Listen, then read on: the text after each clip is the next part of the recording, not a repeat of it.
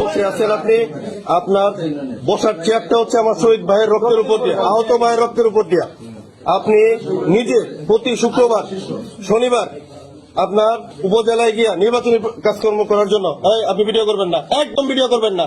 গরিপুরে আমার পুলিশ ভাই আমার ভাইয়ের উপর পুলিশ গুলি করছিল, তখন কইছিলেন আপনি ওই পুলিশের কি করছেন আপনি?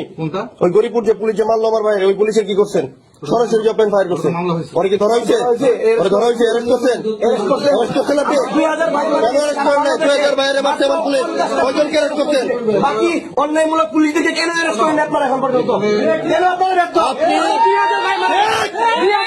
ওরে না ধরা আপনি নির্বাচনী প্রচারণা করার জন্য অনেকে যাচ্ছেন, কেন যাচ্ছেন?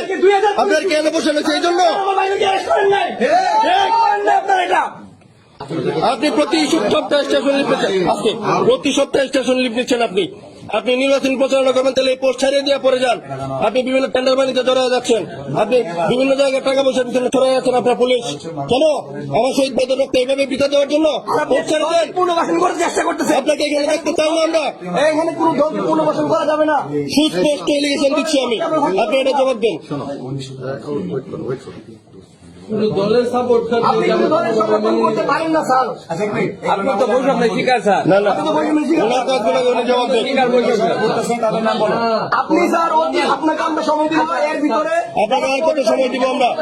তাদেরকে অতি দ্রুত অ্যারেস্ট করবেন। কিভাবে করবেন স্যার আমরা জানি না স্যার।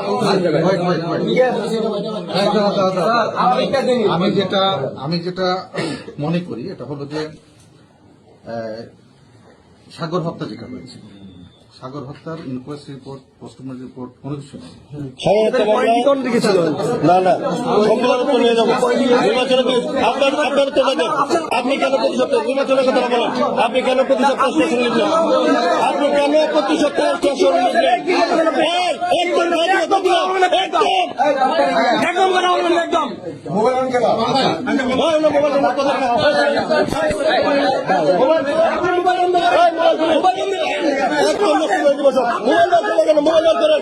মোবাইল বার করেন।